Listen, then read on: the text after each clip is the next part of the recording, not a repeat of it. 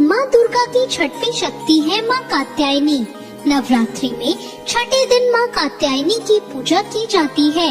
इनकी उपासना और आराधना से भक्तों को बड़ी आसानी से अर्थ, धर्म, काम और मोक्ष चारों फलों की प्राप्ति होती है। माँ कात्यायनी की पूजा से भक्तों के रोग, शोक, संताप और भय नष्ट हो जाते हैं। जन्मों के समस्त पाप भी नष्ट हो जाते हैं।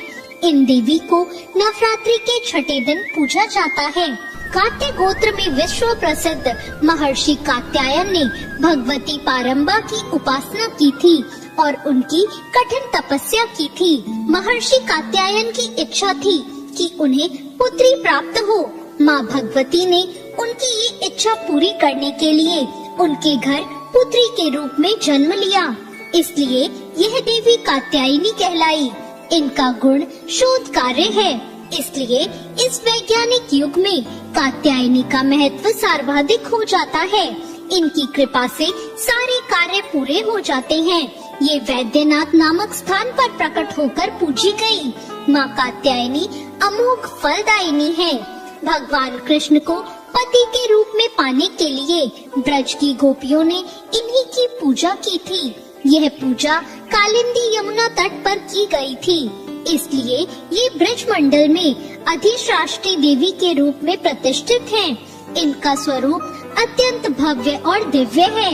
ये स्वर्ण के समान चमकीली हैं। इनकी 4 भुजाएं हैं। दाईं तरफ ऊपर वाला हाथ अभय मुद्रा में है और नीचे वाला हाथ वर मुद्रा में। माँ के बाईं तरफ ऊपर वाले हाथ में तलवार है और नीचे वाले हाथ में कमल का फूल सुशोभित है। इनका वाहन भी सिंह है। इनकी उपासना और आराधना से भक्तों को बड़ी आसानी से अर्थ, धर्म, काम, मोक्ष चारों फलों की प्राप्ति होती है। भक्तों के रोग, शोक, संताप और भय नष्ट हो जाते हैं। इसलिए कहा जाता है कि इन देवी की उपासना करने से परम पद की प्राप्ति होती है। या देवी सर्वभूतेषु माँ कात्यायनी रूपेण संस्थिता।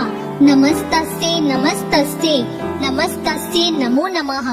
नवरात्रि के छठे दिन प्रातःकाल स्नान आदि से निवृत्त होकर माँ को गंगा जल से आचमन करें। फिर देवी कात्यायनी का ध्यान करते हुए उनके समक्ष धूप दीप प्रज्वलित करें। रोली से माँ को तिलक करें। अक्षत अर्पित करके पूजन करें। इस दिन माँ कात्यायनी को गुड़हल या लाल रंग का फूल चढ़ाना चाहिए। अंत में माँ कात्यायनी की आरती करें और क्षमा याचना करें। माँ कात्यायनी को पूजन में शहद का भोग लगाना चाहिए। इससे माँ प्रसन्न होती है और भक्तों की सभी मनोकामनाएं पूर्ण करती हैं।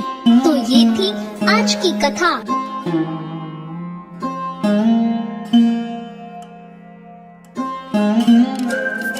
Thank you.